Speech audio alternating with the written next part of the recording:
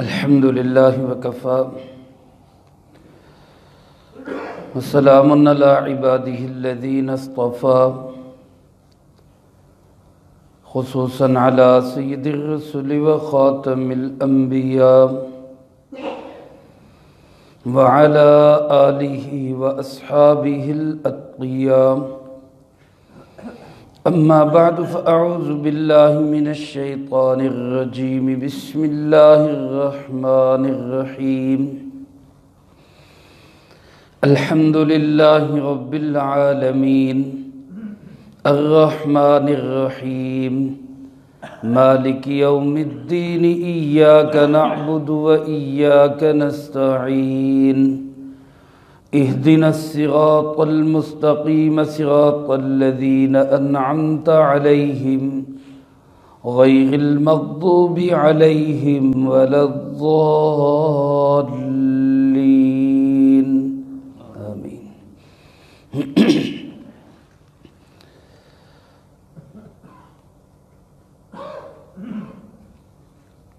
اس سے پہلی نشست میں تعوذ اور پھر تسمیہ یعنی اعوذ باللہ من الشیطان الرجیم اور بسم اللہ الرحمن الرحیم کے متعلق گفتگو ہوئی۔ بسم اللہ الرحمن الرحیم ایک کثیر الفوائد بہترین وظیفہ ہے۔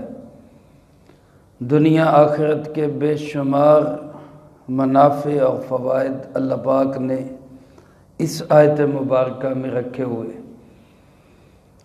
جب بندہ یہ کہتا ہے بسم اللہ الرحمن الرحیم تو گویا وہ دو چیزوں کا اظہار کرتا ہے۔ ایک تو اس بات کا کہ میرا جس ذات پہ ایمان ہے اس کا نام اللہ ہے، اور دوسرا اس بات کا اظہار کرتا ہے کہ میرا جس ذات پر بھروسہ ہے اس کا نام بھی اللہ ہے۔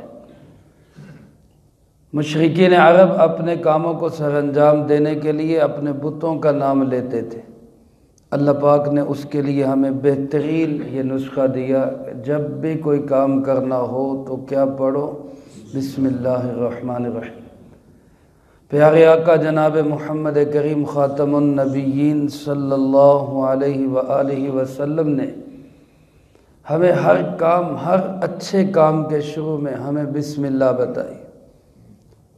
سونے لگے تو اللہم بسمک اموت و احیا، اٹھ گئے واش روم میں جانے لگے بسم اللہ اللہم انی اعوذ بک من الخبث والخبائث، کپڑے پہننے لگے تو پھر بسم اللہ، گھر سے باہر نکلنے لگے تو بسم اللہ توکلت علی اللہ لا حول ولا قوة الا باللہ، گھر میں داخل ہونے لگے بسم اللہ ولجنا و بسم اللہ خرجنا وعلی اللہ ربنا توکلنا، کھانا کھانے لگے تو بسم اللہ وعلی برکت اللہ۔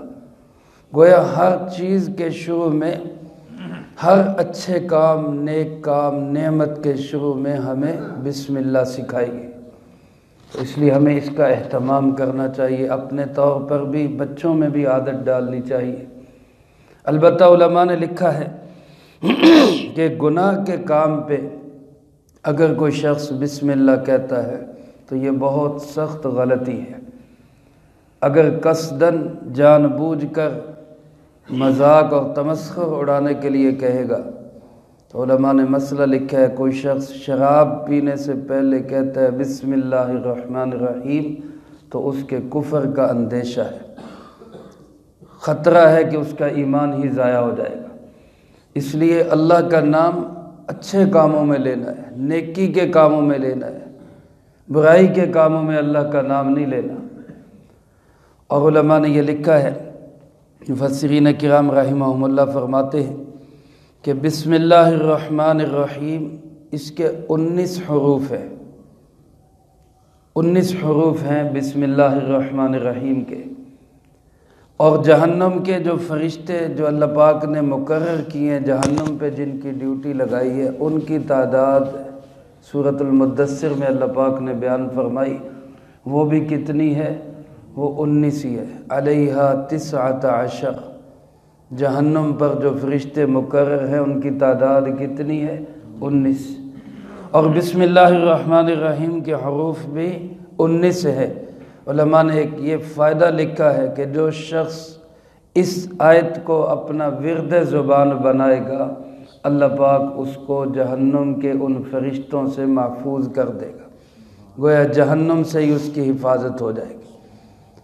اور اس کی دلیل میں بعض علماء نے یہ لکھا ہے کہ ایک صحابی رضی اللہ تعالیٰ عنہ نے جب رکوع سے اٹھے قومے میں، نماز کے رکوع سے اٹھ کے قومے میں آئے اور امام صاحب نے کہا ربنا لک الحمد، تو انہوں نے آگے چند کلمات پڑھے، حمدن کثیرن طیبن مبارکن فی، یہ کلمات پڑھے انہوں نے۔ رسول اللہ صلی اللہ علیہ وسلم نے نماز سے فارغ ہو کر ان سے پوچھا کہ تم نے کیا پڑھا تھا؟ وہ گھبرا گئے کہ پتہ نہیں شاید کوئی غلطی ہو گئی۔ اب نے فرمایا نہیں تم بتاؤ، میں نے دیکھا کہ 30 سے زیادہ فرشتے اس کا ثواب حاصل کرنے کے لیے بھاگ کر آ رہے، دوڑ کر آ رہے کہ اس کا ثواب ہم لے کر جائیں گے۔ تعداد کتنی بتائی آپ نے؟ 30 سے زیادہ۔ اور علماء نے لکھا ہے کہ یہ جو کلمات پڑھے گئے ان میں جو حروف ہیں حمدن کثیرن طیبن مبارکن فی، اس کے حروف بھی 30 سے زیادہ بنتے ہیں، تو گویا ایک ایک حرف کے لیے ایک ایک فرشتہ۔ اسی طرح بسم اللہ الرحمن الرحیم کے 19 حروف ہیں، ان فرشتوں کو اس بات پہ آمادہ کرنے کے لیے کہ وہ ہمیں جہنم میں داخل نہ کریں۔ بسم اللہ الرحمن الرحیم کا وظیفہ نہایت مجرب اور اکثیر ہے، تو کوشش کریں کہ ہر کام میں ہر چیز کے شروع میں ہم اس کی عادت بنائیں۔ اس کی تفسیر کو دیکھ لیتے ہیں۔ علماء نے لکھا ہے بسم اللہ یہ 3 کلمات ہیں، با اسم اور اللہ، اصل لفظ ہے بسم اللہ۔ با کا معنی کیا ہے، اسم کا معنی کیا ہے، اور اللہ رب العالمین اللہ پاک کا نام ہے۔ با کے علماء نے کئی معنی لکھے لیکن ان میں سے صرف 3 معنی میں ذکر کرتا ہوں۔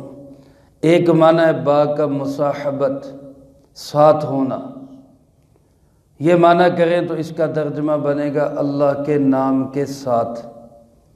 ایک معنی ہے با کا استعانت، مدد چاہنا، اس صورت میں اس کا ترجمہ بنے گا اللہ رب العالمین کے نام کی مدد کے ساتھ۔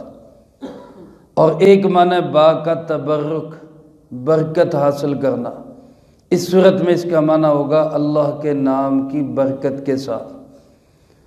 اسم کا معنی بہت ساری اس میں علمی بحثیں ہیں لیکن میں مختصراً اتنا ہی عرض کروں گا کہ اسم کا معنی ہے نام، اور اللہ اس ذات کو کہتے ہیں جس میں تمام صفات کمال موجود ہوں۔ اللہ کا ذاتی نام ہے، اللہ رب العالمین کا اصل نام اللہ ہے، باقی صفاتی نام ہے۔ تو بسم اللہ کا معنی کیا ہوا؟ اللہ کے نام کی مدد کے ساتھ، اللہ کے نام کی برکت کے ساتھ، یا اللہ کے نام کے ساتھ۔ لیکن اب بھی اس کا معنی مکمل نہیں، کیا ہے اللہ کے نام کے ساتھ؟ اس لیے علماء فرماتے ہیں کہ اس کا ایک فعل یہاں پہ ہمیں محذوف نکالنا ہوگا۔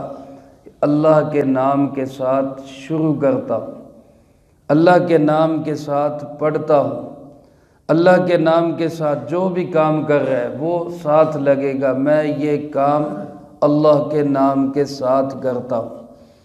مثلا ہم تلاوت کر رہے ہیں تو اس سے پہلے پڑھیں گے تو کیا کہیں گے؟ اللہ کے نام کے ساتھ میں تلاوت کرتا ہوں۔ کوئی اور کام کرنے لگے، کھانا کھانے لگے مثلا، تو اللہ کے نام کے ساتھ میں کھانا شروع کرتا ہوں۔ سواری پہ سوار ہونے لگے، اللہ کے نام کے ساتھ میں سواری پہ سوار ہوتا ہوں۔ گھر میں داخل ہونے لگے، بسم اللہ، اللہ کے نام کے ساتھ میں گھر میں داخل ہوتا ہوں۔ شروع میں علماء فرماتے ہیں بسم اللہ کو رکھنا ہے تاکہ ابتدا جو ہو وہ اللہ کے نام کے ساتھ ہی ہو۔ اور یہاں ساتھ رکھنے کا اتنا اہتمام کیا گیا کہ یہ اصل لفظ ہے بسم اللہ، اس میں الف پڑھا نہیں جاتا لیکن لکھنے میں آتا ہے، لکھنے میں الف آتا ہے۔ اقرأ بسمک، وہاں آپ دیکھیں اقرأ بسم ربک الذی خلق، وہاں اسم کے ساتھ الف لکھا ہوا ہے، اگرچہ پڑھنے میں نہیں آتا۔ یہاں حضرت عثمان رضی اللہ تعالیٰ عنہ کے جو مصاحف جو انہوں نے قرآن پاک کے نسخے تیار کیے، انہوں نے الف کو بھی ہٹا دیا۔ علماء نے لکھا ہے یہ بسم اللہ الرحمن الرحیم کی خصوصیت ہے کہ اس میں با اور سین کو ملا کے پڑھیں گے، لکھنے میں بھی الف نہیں آئے گا، تاکہ آغاز ہی اللہ کے نام کے ساتھ ہو جائے۔ تو ہر کام کی ابتدا ہمیں کس کے نام سے کرنی چاہیے؟ اللہ کے نام۔ پھر اللہ پاک نے یہاں اپنی دو صفات کو ذکر کیا، الرحمن الرحیم۔ الرحمن کا معنی جس کی رحمت عام ہو، الرحیم کا معنی جس کی رحمت تام ہو۔ عام کا معنی کہ سب پر ہو، اور تام کا معنی کہ پوری رحمت ہو۔ تو رحمان اللہ کی ذات ہے جس کی رحمت سب پر عام ہے، اس لیے علماء نے لکھا ہے کسی اور کا نام رحمان نہیں رکھ سکتے، کیونکہ سب کے اوپر رحمت کوئی نہیں کر سکتا، سب پہ رحمت کر سکتا ہے تو صرف کون کر سکتا ہے؟ اللہ کر سکتا ہے۔ اس لیے رحمان کسی کا نام نہیں رکھا جا سکتا، اور اسی لیے علماء نے لکھا ہے کہ یہ لفظ ایسا ہے، اللہ اور الرحمن، اس کا نہ تثنیہ ہے نہ جمع ہے، اس کی کوئی تثنیہ جمع نہیں۔ عربی میں لفظوں کی تثنیہ بھی ہوتی جمع بھی ہوتی، دو رحمان نہیں کہہ سکتے کیونکہ رحمان ایک ہی ہے۔ اللہ کی کوئی تثنیہ نہیں ہے کیونکہ اللہ ایک ہی ہے۔ اللہ اور رحمان کی جمع بھی کوئی نہیں کیونکہ اللہ اور رحمان ایک ہی ہے۔ اس لیے علماء نے لکھا ہے کہ رحمان کسی بندے کا نام نہیں رکھا جا سکتا۔ ہمارے یہاں عام طور پہ عبد الرحمن کو رحمان کہہ لیتے ہیں، یا فضل الرحمن کسی کا نام ہو رحمان نام رکھ دیتے ہیں۔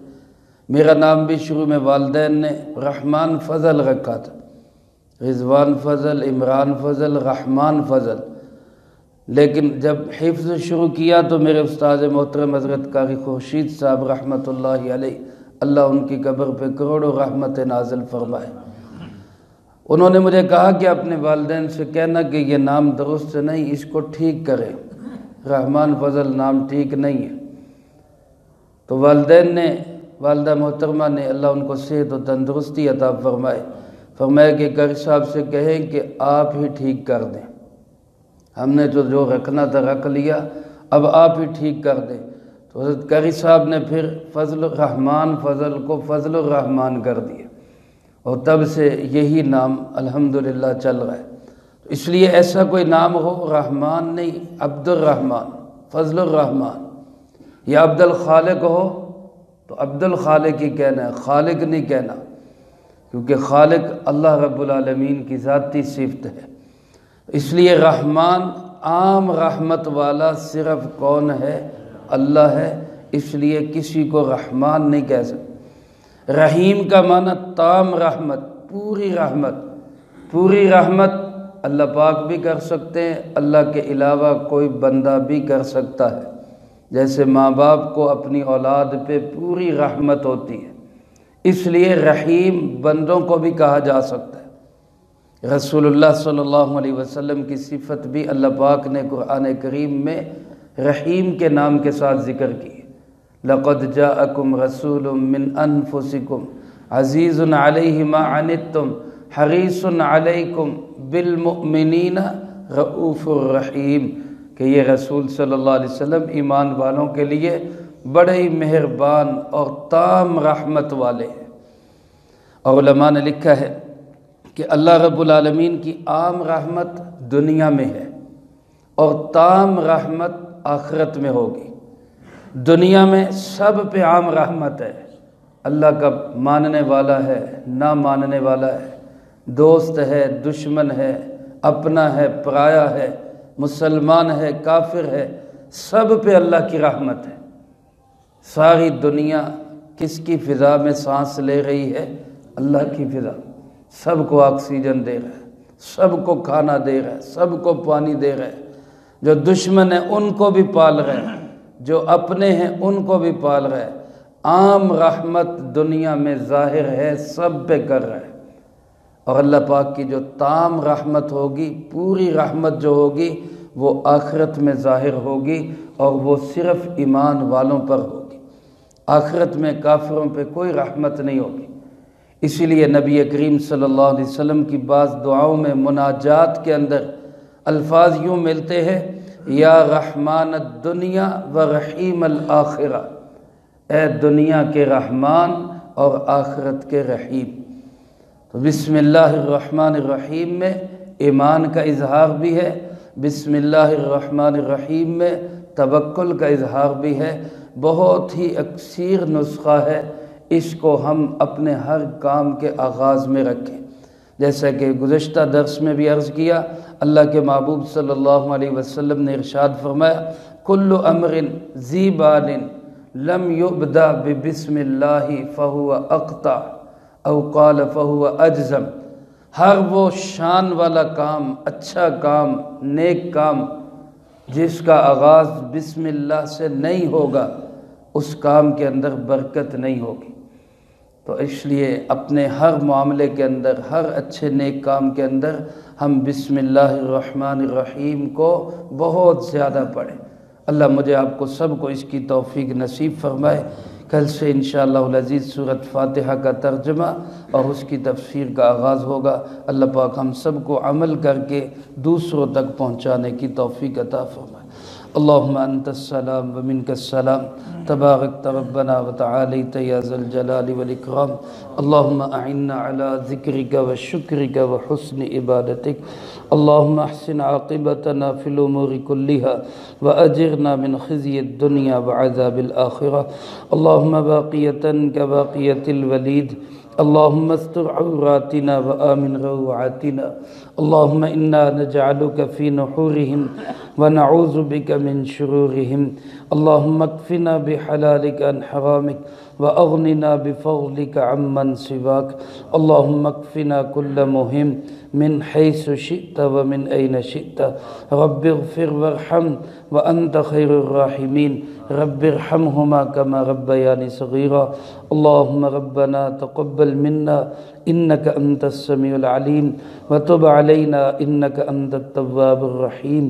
وصلی اللہ علی النبی الکریم وعلی آلہ واصحابہ اجمعین برحمتہ۔